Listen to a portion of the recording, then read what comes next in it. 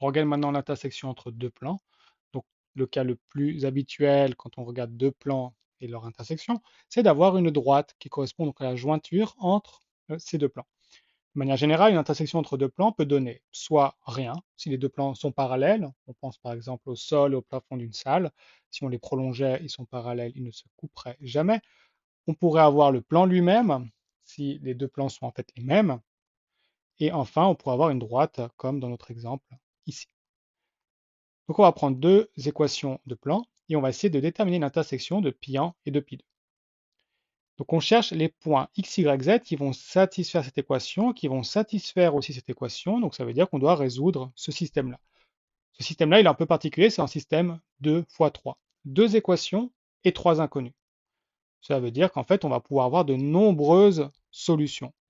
Pour chaque valeur que je peux donner à x, je vais trouver en couple de points y et z qui vont satisfaire le système. Donc x peut varier, peut valoir n'importe quelle valeur, et pour chacune de ces valeurs, j'aurai un système 2 fois 2 qui me donnera une solution unique y et z. Donc, ce que je vais faire, c'est que je vais voir comment est-ce que y et z varient en fonction de x. Donc pour cela, je vais choisir que x vaut un paramètre lambda. Ce qui est un peu normal hein, si on réfléchit ici, puisque on cherche en fait une droite. Et comme on cherche une droite, on a un paramètre lambda qui permet de définir le système d'équations paramétriques d'une droite dans l'espace. J'ai pris x égale à lambda, j'aurais pu prendre y égale à lambda ou z égale à lambda, ça ne change pas, c'est juste qu'il faut bien écrire son système à la fin. Donc là, on prend x est égal à lambda. Et on va regarder comment x, y, z donc varient en fonction de x. Je remplace donc dans mon système x par lambda et j'écris tout le reste pareil. J'ai maintenant un système 2 fois 2 qui possède un paramètre en plus. Mais je vais le résoudre comme si ce paramètre était en nombre. Donc j'écris L1, L2. Je vois que pour supprimer les y, je dois prendre 5 fois la ligne 1 et 4 fois la ligne 2. Donc je calcule, je multiplie toute la première ligne par 5. 15 lambda moins 20 lambda plus 5z moins 10 égale à 0. Et je multiplie toute la deuxième ligne par 4. Moins 4 lambda plus 20 lambda plus 12z plus 4 égale à 0. J'additionne maintenant ces deux équations que j'ai trouvées. Ça me donne 11 lambda plus 17z moins 6 égale à 0. Et je vois que je vais pouvoir isoler le z et l'exprimer en fonction de lambda. 17 lambda va être égal à 6 moins 11 lambda. Et z va donc être égal à 6 17e moins 11 17e de lambda. Là, ça nous fait déjà penser un petit peu à comment est-ce qu'on exprime une coordonnée d'un point dans un système d'équations paramétriques. Je vais faire pareil maintenant en supprimant les z. Donc il faut cette fois-ci prendre moins 3 fois la ligne 1 pour avoir moins 3z, et la ligne 2 va rester pareil.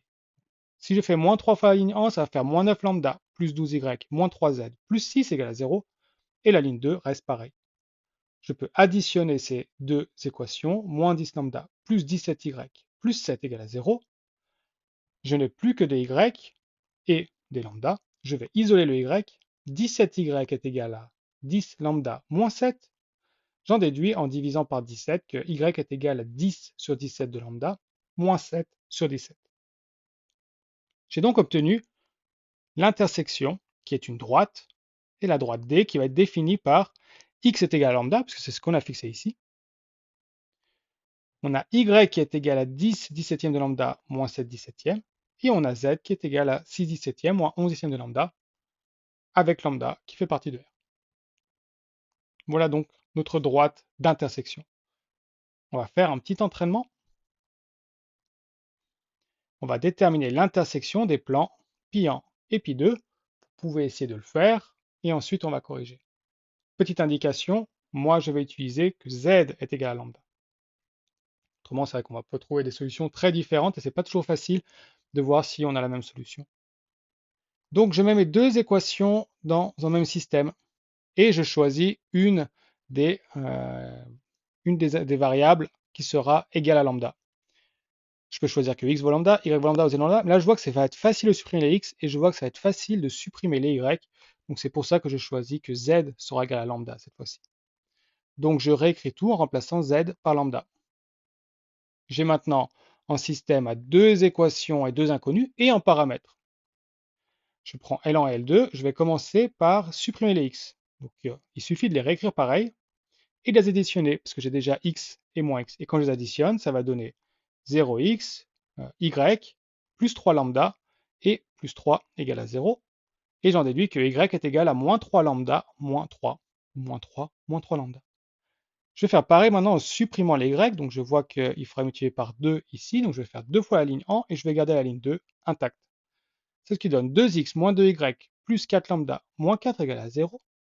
Et dans la ligne 2, je la réécris pareil. Je vais pouvoir soustraire.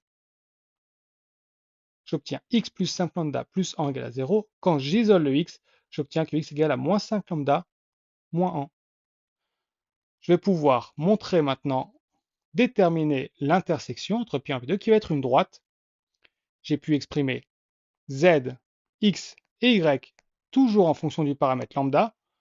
Donc j'ai que x est égal à moins 4 lambda moins 1, y est égal à moins 3 lambda, et z est égal à lambda pour lambda est élément de R. Et voilà donc ma droite qui est l'intersection entre ces deux.